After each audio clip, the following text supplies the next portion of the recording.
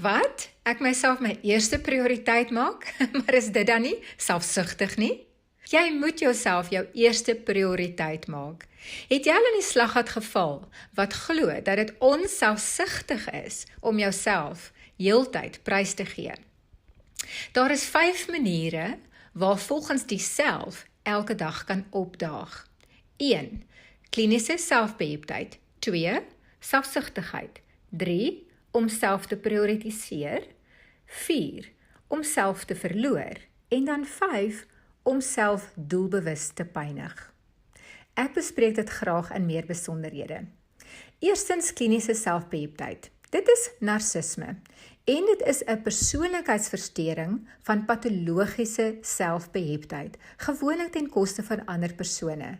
Hulle sien hulle self as perfek sonder tekortkominge en is vlugtig om swakhede in ander raak te sien. Gevoelens van onsekerheid of 'n geknakte ego word verdoesel deur ander te verneder. Hulle meerderwaardigheidskompleks laat hulle nie in staat om empatie te toon nie. Hulle is arrogant en manipuleer ander vir hul eie gewin. Narcisme is 'n vyand van ware selfliefde.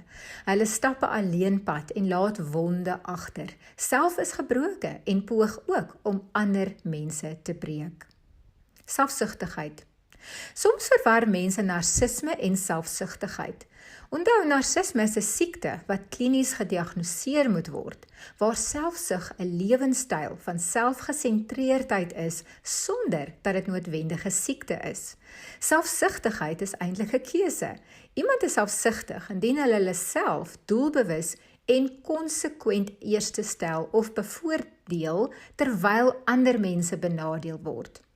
Wanneer iemand selfsugtig is, maak hulle self nie eerste prioriteit nie. Daar's 'n tekort aan selfliefde, liefde vir ander en aan diensbaarheid. Selfsorgend. Iemand wat hulself 'n prioriteit maak, handhaaf 'n gesonde balans in hul lewenswyse.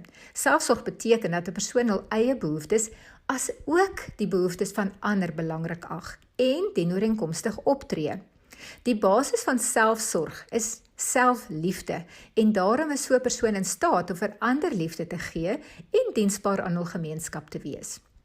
Mense wat selfsorgend is sensitief vir hul eie welstand of behoeftes en sal nie skroom om nee te sê indien hulle werklik nie vir 'n taak kan sien nie. Selfwaarde word hoog op prys gestel, maar nie ten koste van ander mense se waarde nie. Hulle handhaaf gesonde verhoudinge in hul eie lewens, want hulle het 'n gesonde selfbeeld. Selfsorgende mense leef met liefde, blydskap, tevredenheid, goeie rus, 'n visie vir hul toekoms, hulle ken hulle self goed, het 'n leerbare gees en is baie bewus van hul eie welstand. Hul hart is vol en daarom kan hulle self met die wêreld deel. Dan is daar mense wat selfverlore is. As iemand hom of haarself gedurig prysgee en geen aandag aan hul eie behoeftes gee nie, is daar ook gevaar. Mense noem dit soms om onselfsugtig te wees, maar nadat groei daar 'n innerlike stryd wat tot passiewe aggressie of depressie kan lei, veral oor tyd. Iemand wat hom of haarself prysgee is nie vir hulself 'n prioriteit nie. So 'n persoon kan nie 'n lewe van oorvloed leef nie, want dit is waarskynlik dat hulle reeds geestelik of emosioneel gesterf het. Selfpynigend.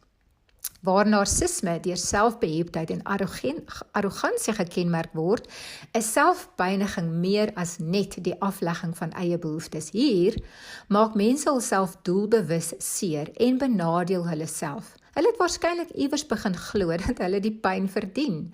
As gevolg van die wonde wat binne hul wese nog steeds bloei, kan so 'n persoon 'n obsessie ontwikkel wat in hul liggaam en lewenstyl manifesteer.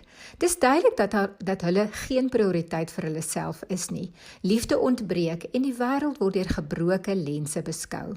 Dis meestal met professionele hulp wat so 'n persoon gehelp kan word. Liewe vriendin, God het ons toegerus met dit wat ons nodig het om 'n gesonde lewe te leef. Indien jy met 'n verwronge beeld oor jouself sit en nog 'n gevangene is wat met jou gebeur het, reik asseblief uit na iemand, na hulp, sodat jy jouself 'n prioriteit kan maak en die lewe in oorvloed kan leef. Kies jouself. Kies die lewe.